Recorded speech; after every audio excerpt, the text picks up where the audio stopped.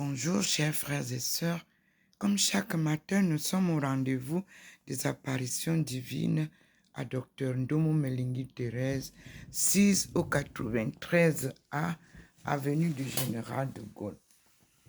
Manifestation commencée. Derrière moi, vous avez la lumière divine qui est entrée avec un signe.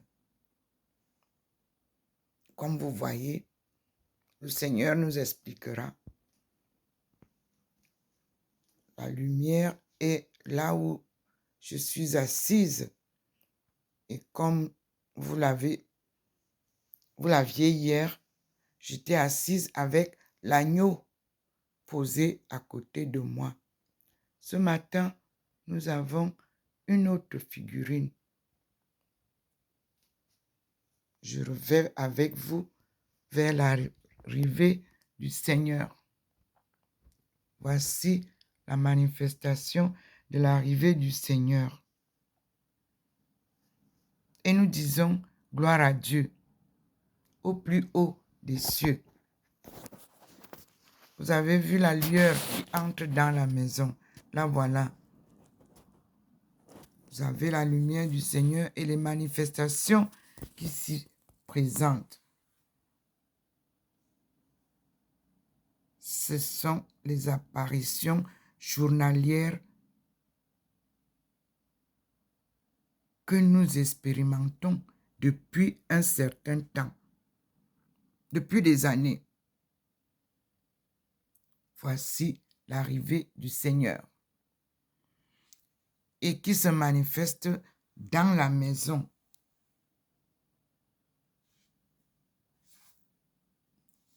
La lumière est entrée dans la maison.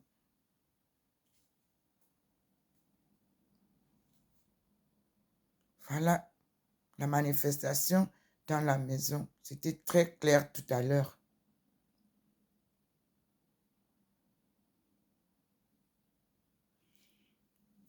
Nous sommes un peu, voyez, peu visibles, mais vous observez quand même que nous sommes là. Et le couple saint, Jésus et Marie de Magdala, restent toujours dans le coin. Et en flou, vous voyez toujours la présence de ma face transfigurée, illuminée. Et vous avez la présence de Maman Marie qui vient du dehors de la lumière. Et vous voyez bien au niveau du pot en bois. Tout à l'heure, ça a fait vraiment un bond. Et vous voyez bien qu'il y a une figurine là. Un croquis derrière là où je suis assise et vous voyez la lumière qui traverse et qui se pose derrière moi.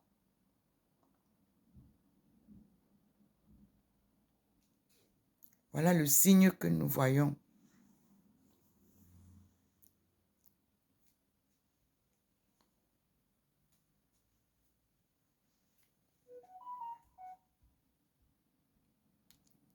Voici la descente.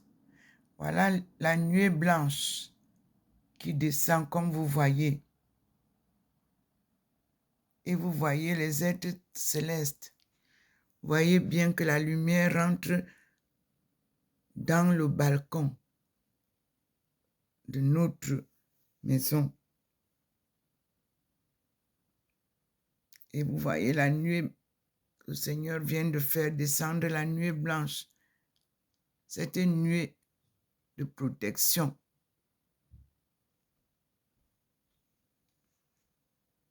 Qui sont bien mentionnés à chaque étape. Voilà la lumière divine.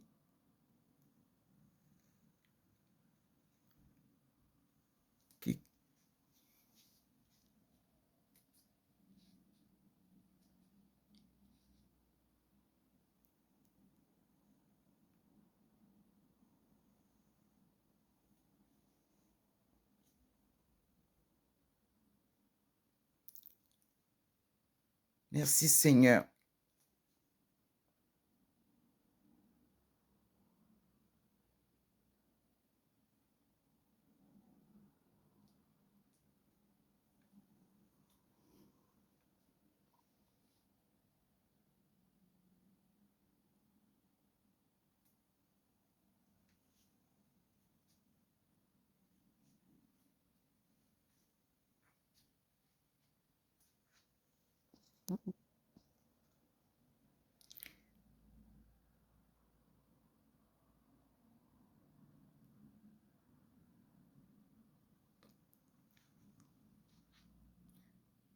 Vous voyez vous-même la lumière divine qui traverse aussi l'avenue du général de Gaulle pour se diriger dans la maison de sa fille.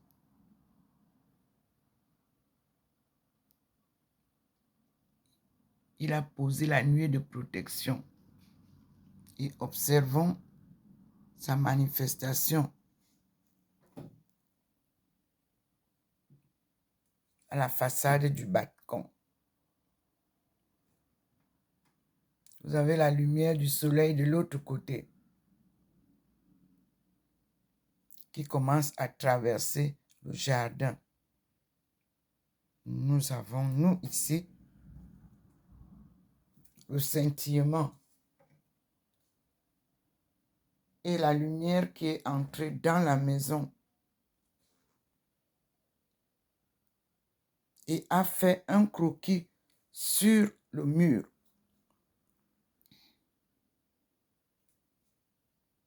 Le mur, le croquis est là. Le reste de la maison n'est pas encore illuminé. C'est la manifestation qui est ici où je dois m'asseoir pour lire. Nous commençons par saluer notre Père qui est aux cieux, qui scintille dans sa Trinité sainte en permanence. Et nous disons au nom du Père et du Fils et du Saint-Esprit, Amen. Notre Père qui es aux cieux, que ton nom soit sanctifié, que ton règne vienne, que ta volonté soit faite sur la terre comme au ciel. Donne-nous aujourd'hui notre pain quotidien. Pardonne-nous nos offenses comme nous pardonnons à ceux qui nous ont offensés. Et ne nous soumets pas à la tentation, mais délivre-nous du mal. Car c'est à toi qu'appartiennent le règne, la puissance et la gloire pour les siècles des siècles et des siècles. Amen. Vous êtes en présence du Seigneur 3 fois saint, qui scintille chaque jour, chaque nuit, en permanence, ici à la maison.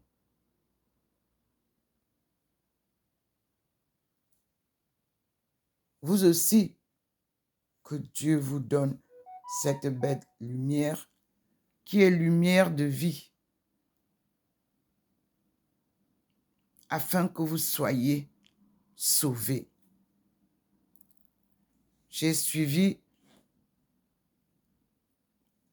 les interventions des pays, des leaders des pays africains et du monde entier au sommet, au 78e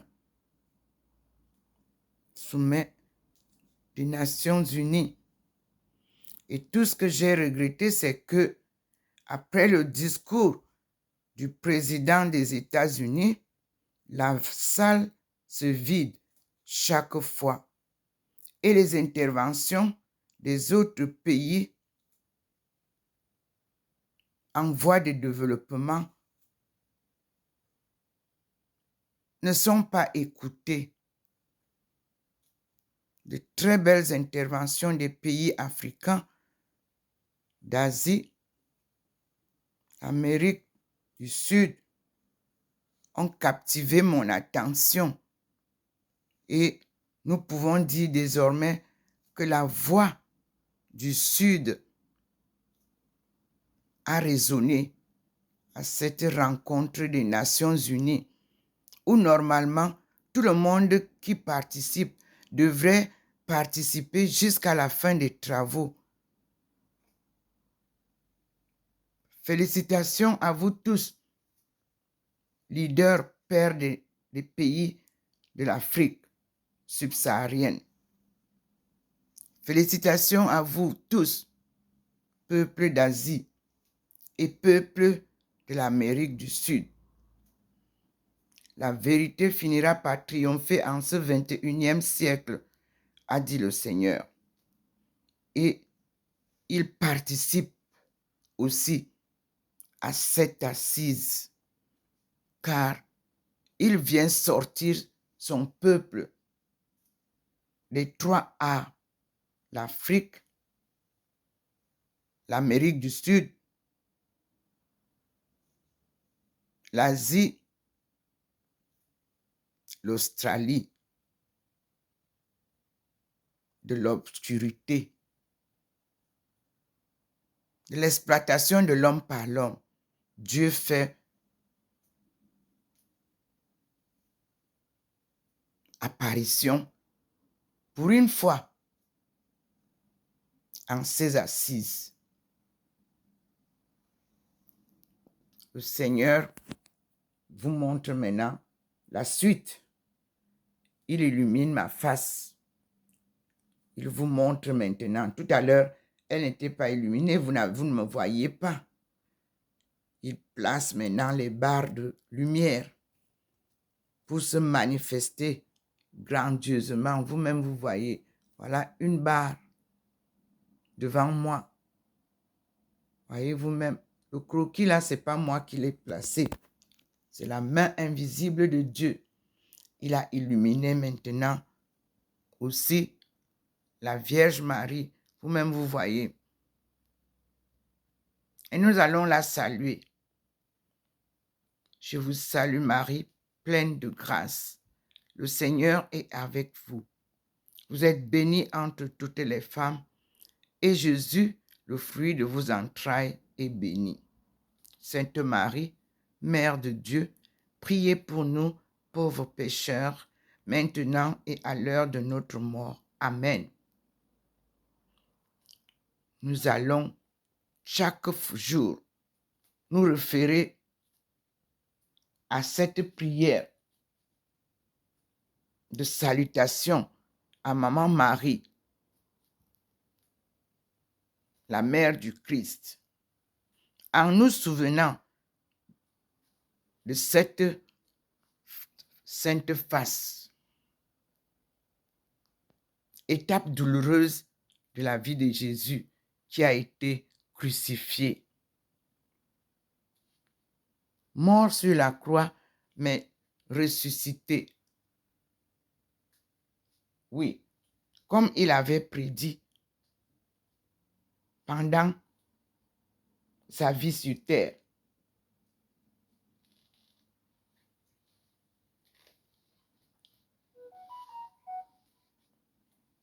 Voici l'aspect actuel.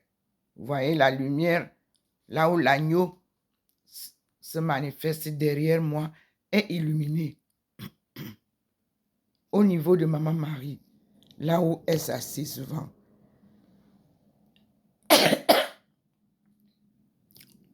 Le Seigneur illumine encore pour que vous voyez bien. Nous sommes là.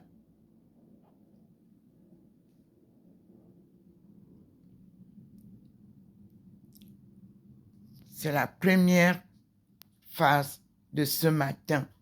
Et nous disons merci au Seigneur. Vous voyez, sa lumière est là. Je passe à la deuxième vidéo. Et parce que je constate, quand je parle en anglais et en français, les traductions ne sont pas bonnes. Lorsque je disais hier, Lampedusa. Il y a à certains endroits, la traduction n'a pas été bonne. Dans mes vidéos, suivez ma voix et après vous lisez la traduction, l'inscription qui se fait par YouTube et comme ça, vous comparez et vous enlevez les erreurs.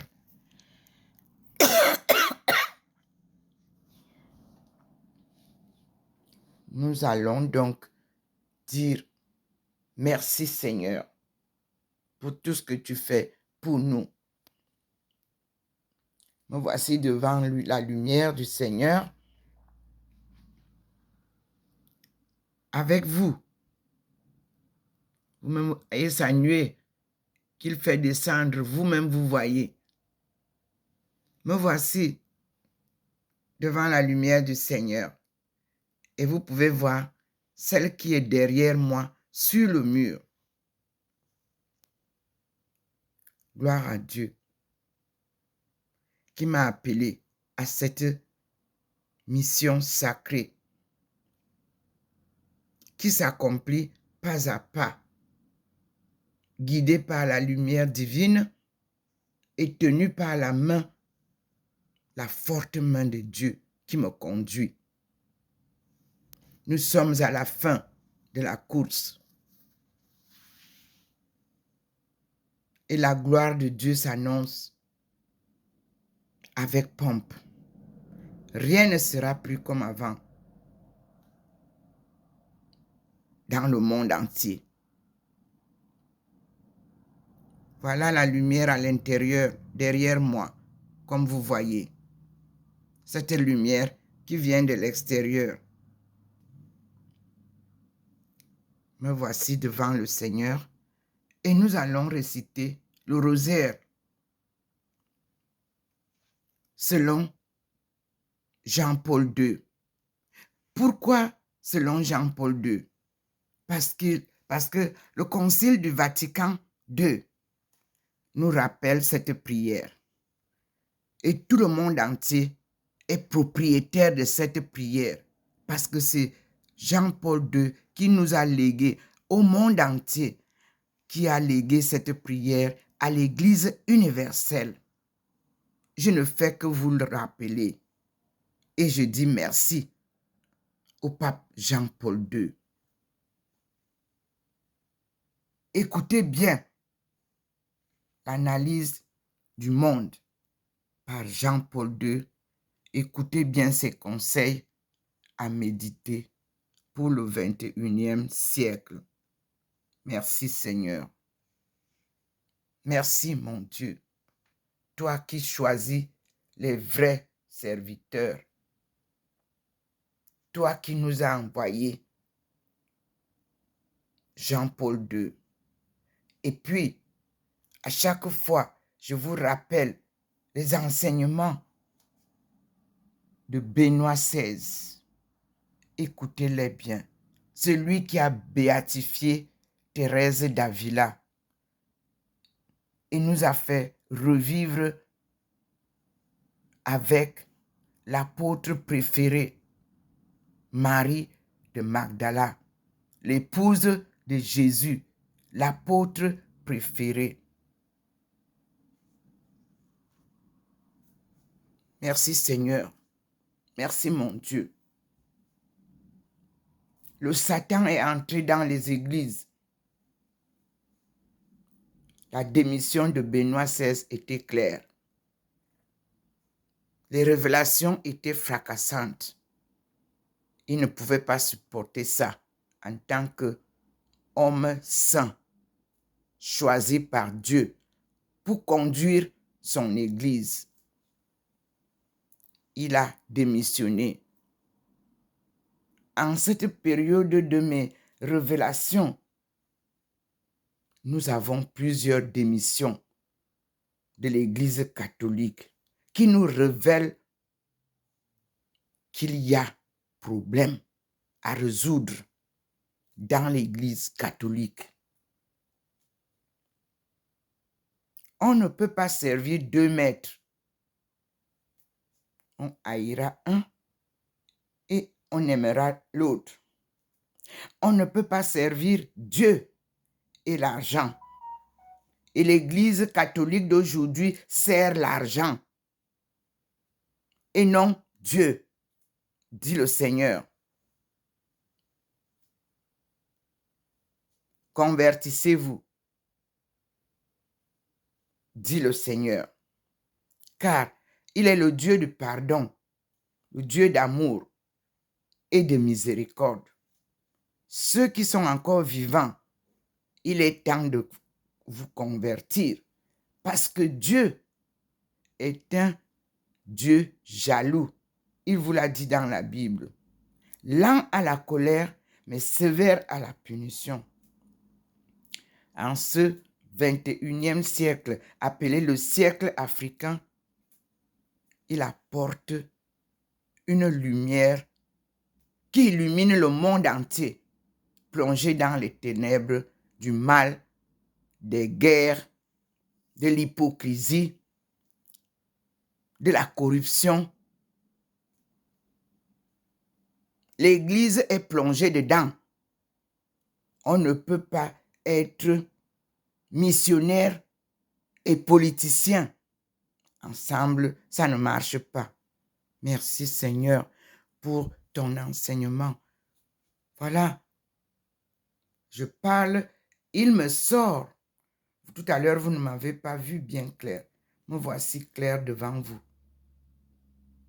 Un croquis que sa main invisible fait sur mon mur. Je vous dis, à tout à l'heure, mes frères et sœurs, le croquis se fait comme vous le voyez. Il était tout à l'heure bien clair. Vous avez vu un croquis. Je vais m'asseoir et vous lire l'histoire de l'Éthiopie pour parler de la monnaie donc qui change de nom comme j'ai appris. Ce n'est plus euro. Nous allons parler désormais du franc français.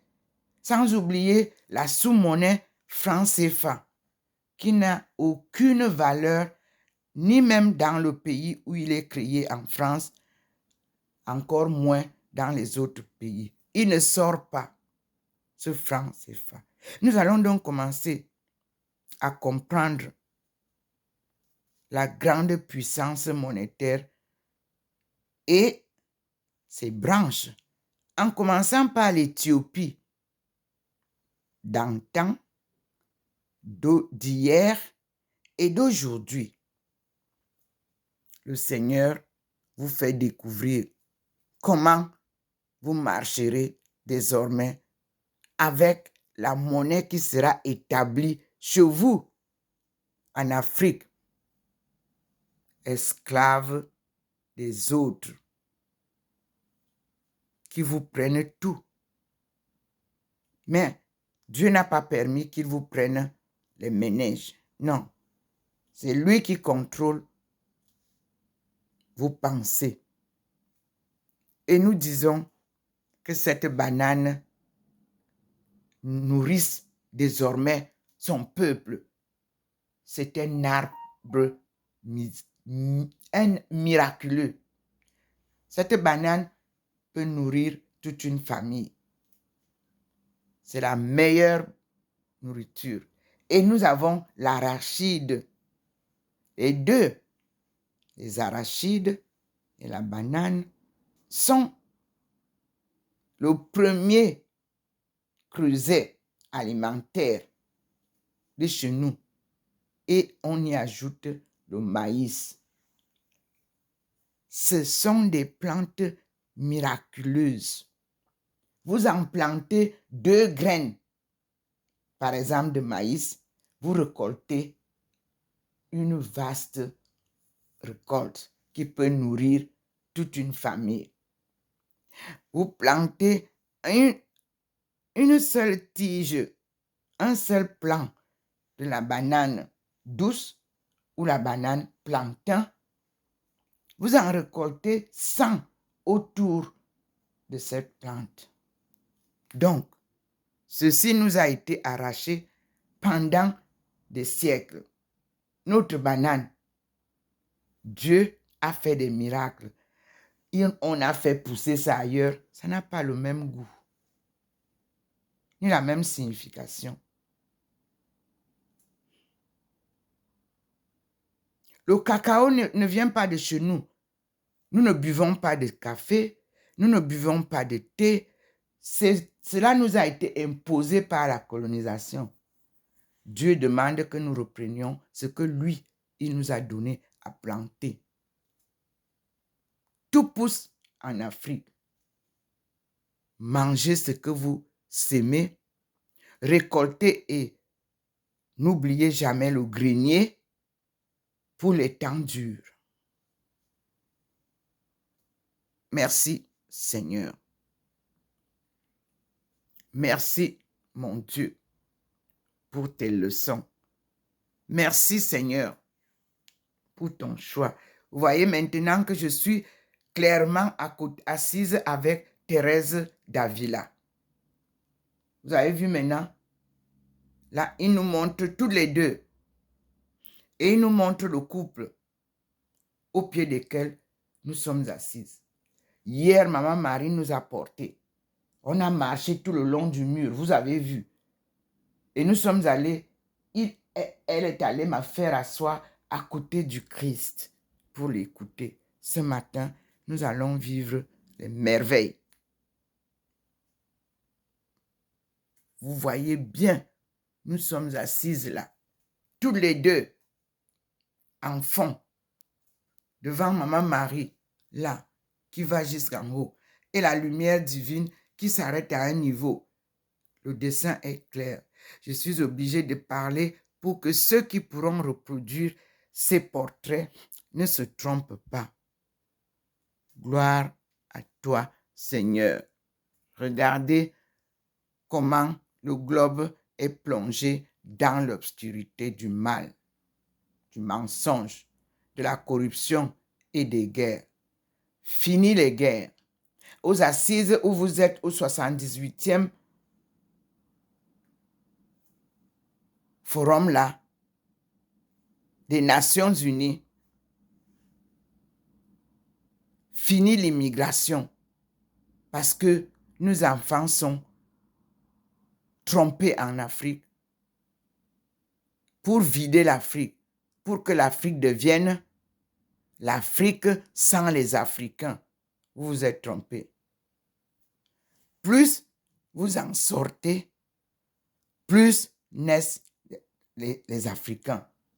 Vous n'allez jamais vider l'Afrique pour vous installer là-bas. C'est fini,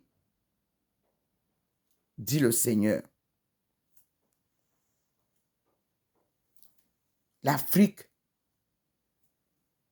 est le berceau de l'humanité. Adama était son nom. Écoutons donc ce matin, parmi les livres que le Seigneur a choisis. Je vais prendre la deuxième. Ça, voilà. Ethiopia Today. Ce sera en anglais, mais mes frères et sœurs, pour ceux qui ne savent pas ni lire ni écrire l'anglais, ne vous inquiétez pas. Google a mis la traduction. Demandez aux enfants, ceux qui ont des enfants qui sont partis à l'école, qu'ils vous aident à traduire. Vous voyez bien, je vous ai dit qu'il y a un croquis sur le mur. Voilà ça. Je vous ai dit l'agneau à côté de mon épaule droite. Vous avez vu la présence là. Le Seigneur fait des miracles. Nous allons l'écouter. Je passe à la deuxième vidéo et je dis au Seigneur merci. Et je vous rappelle que la gloire est la gloire de Dieu et non la mienne. Je ne suis qu'un instrument qu'il utilise. Je l'ai toujours dit à qui veut m'entendre. Je suis docteur Ndomo Melingi Thérèse, servante de Dieu et son peuple choisi. Ce peuple qui est dans les chaînes à travers le monde, que vous traumatisez que vous brutalisez, que vous tuez, c'est le peuple choisi de Dieu pour sa gloire. Le peuple noir, comme Jésus noir qui est mort sur la croix. C'est la même chose que nous vivons à travers les mondes civilisés, dit-on. Peut-on être civilisé et se mettre à torturer les autres, à tuer les autres pour leur arracher leurs biens? C'est Dieu qui leur a donné tout ce qu'ils ont. Un puits intérissable, c'est le jardin d'Éden. D'où viennent ces enfants? Cette jeunesse que vous trompez, que vous vilipendez, que vous tuez comme Jésus. Dieu est venu au combat. Et il était dit aux Nations Unies, là où vous êtes réunis là, que le 21e siècle, c'est le siècle africain. Rien ne peut changer ça. Et l'Afrique vous demande, est-ce que vous avez oublié qu'il était dit dans les mêmes Nations Unies là, que le siècle 21, c'est le siècle africain, où l'Afrique doit sortir de sa pauvreté? Qu'en dites-vous? Pourquoi vous ne voulez pas écouter les Africains? Vous venez vous ouvrir. Moi, je n'ai jamais entendu que quelqu'un vous invite, qui vous accueille chez lui et il ne vous écoute pas. Et il fait son discours, la salle est pleine. Quand il finit son discours, le président des États-Unis s'en va et la salle se vide. Alors qui reste écouter? Nos leaders africains, nos leaders asiatiques, qui les écoutent? Pourquoi le Nord méprise le Sud? Alors que sans le Sud, le Nord est nul, ne peut pas survivre. Respectez le Sud et établissez une coopération gagnant-gagnant. Comme je l'ai dit depuis le début de mes études, en 2001, je vous l'ai dit, je continue la même chose. On ne peut pas dire qu'on est des amis sans se respecter. Pourquoi les présidents des pays du Sud sont humiliés? Je peux appeler ça comme ça. Pourquoi ils restent parler dans le vide? Vous tous, personne n'est plus dans la salle. Après le discours du président des États-Unis, c'est une inégalité flagrante, dit le Seigneur. Il n'admet pas ça. Si vous voulez parler des Nations Unies, ce n'est pas parce que cette maison est installée aux États-Unis qu'on ne doit pas prendre en compte le respect des autres leaders, la souveraineté des autres pays.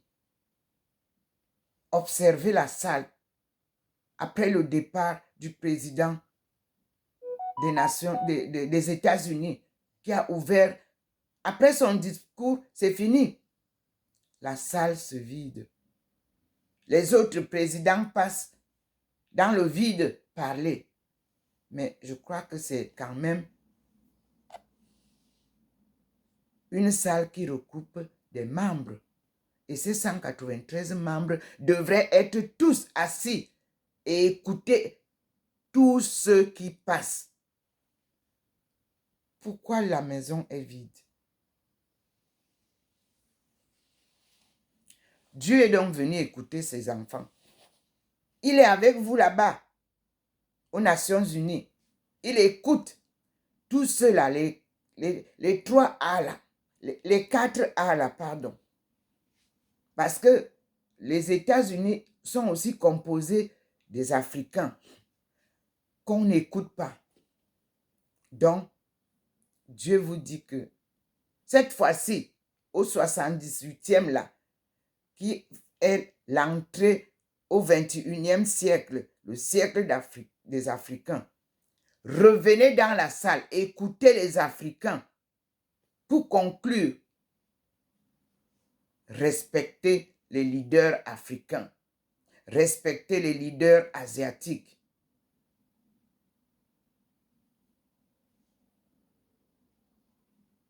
Le monde doit être reconstruit. Dieu vous a dit, un nouvel ordre, un nouveau monde est né. Même Jean-Paul II, dans sa prière, vous le dit. Je passe donc à cette prière qui est un don à l'humanité,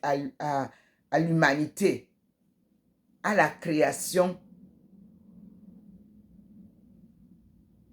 unique de Dieu, c'est-à-dire la famille universelle.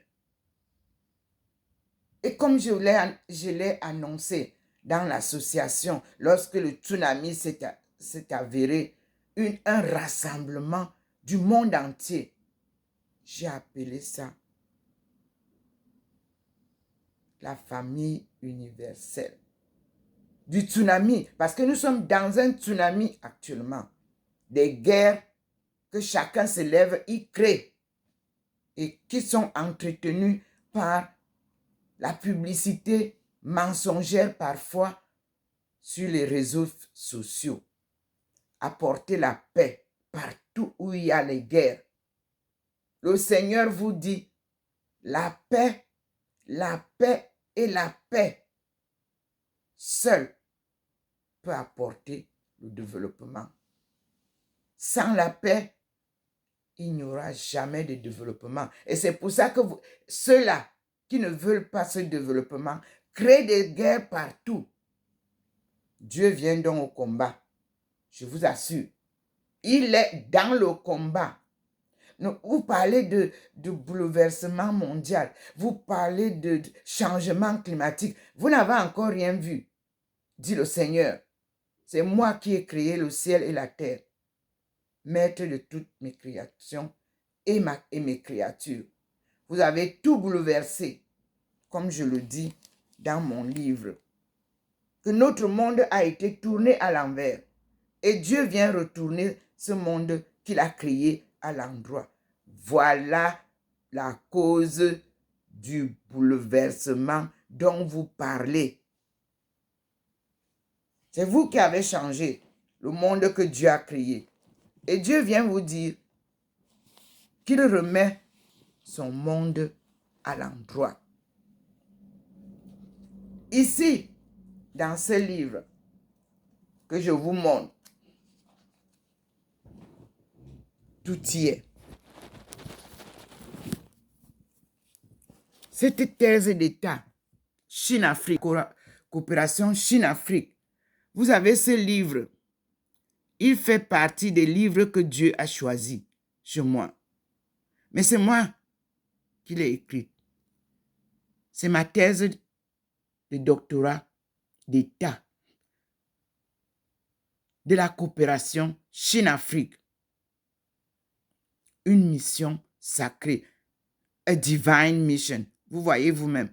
Et ici, on vous montre deux personnages. L'un, rouge, c'est la Chine en haut. L'autre, vert, c'est l'Afrique. Et on vous montre le monde avec plusieurs échelles. Et l'Afrique a choisi la Chine. Vous voyez bien. La couverture de mon livre vous dit tout. Et quand vous tournez, derrière, tout vous est dit.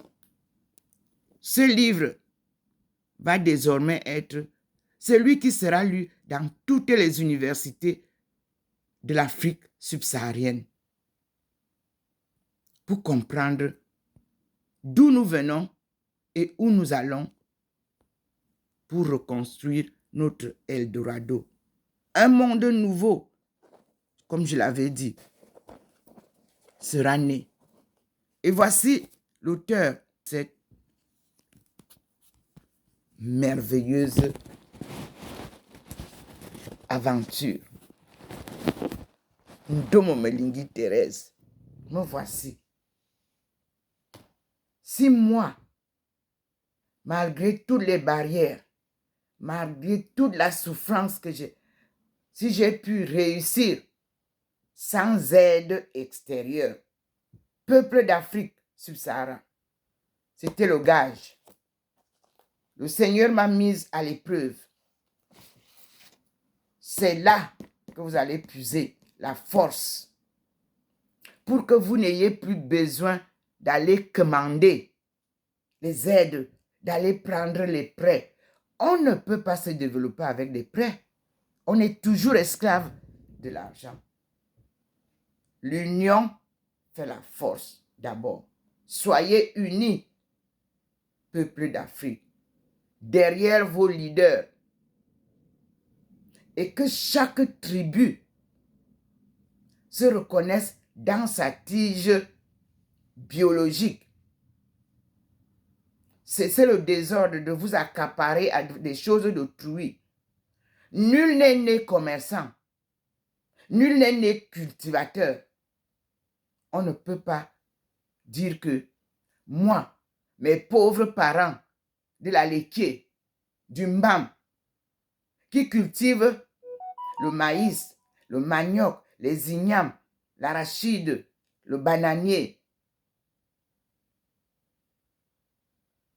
qui cultivent le manioc et font le ndeng, que vous appelez bâton de manioc. Vous avez baptisé ça, bâton de manioc. Que eux, ils ne soient que des cultivateurs qui ne peuvent pas vendre leurs produits. Arrêtez ça. Ils sont aussi capables d'être commerçants.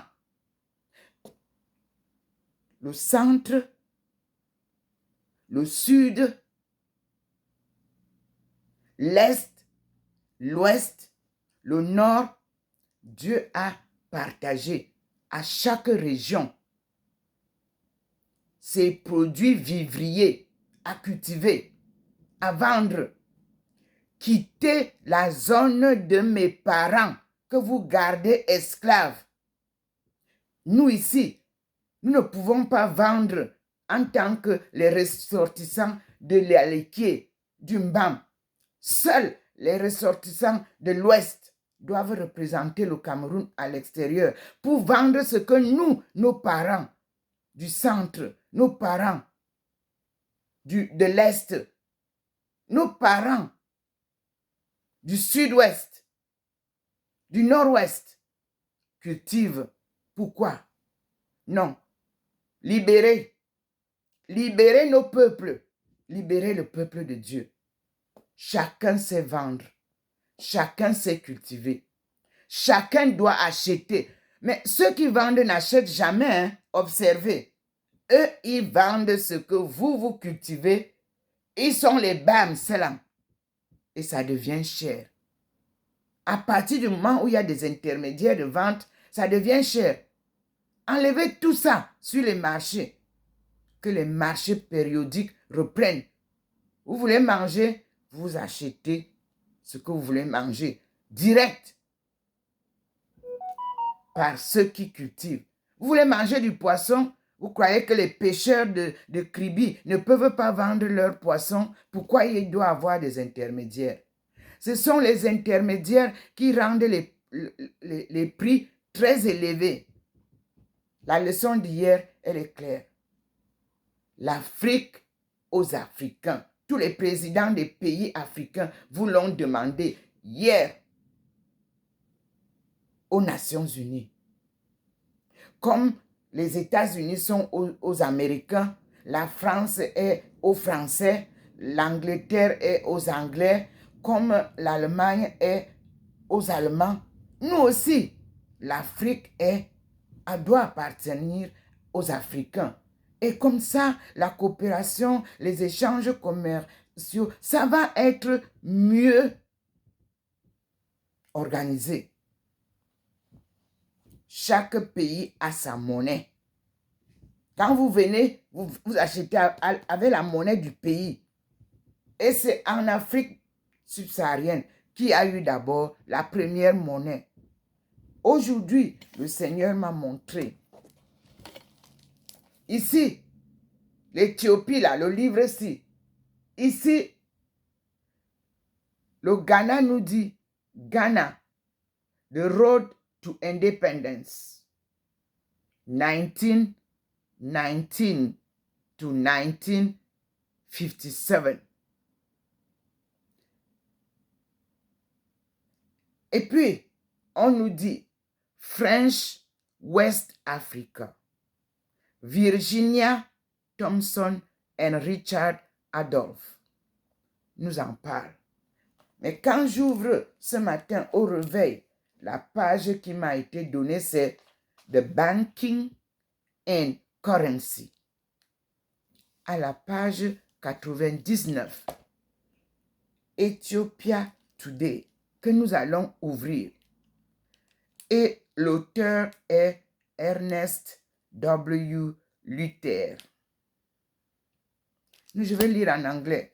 Donc, je ferme la page en français et je vous invite, Père des Nations, même si vous ne savez pas lire le français, appelez les enfants. Google, on vous montre comment vous mettez les textes et vous cherchez peut-être ce livre dans, s'il y en a. Parce que je vous dis, j'ai cherché la grammaire en Ewondo. Je ne l'ai pas. Elle est chez les spiritaires actuellement. J'ai commandé, on m'a envoyé la copie qui a été repiquée par les spiritaires, qui n'est pas l'original. J'ai payé 39 € parce que je fais des études qui doivent vous donner la vérité. Et je continue. Maintenant, je vais aller chez les premiers missionnaires, comme les spiritains m'ont conseillé. Nous allons chercher.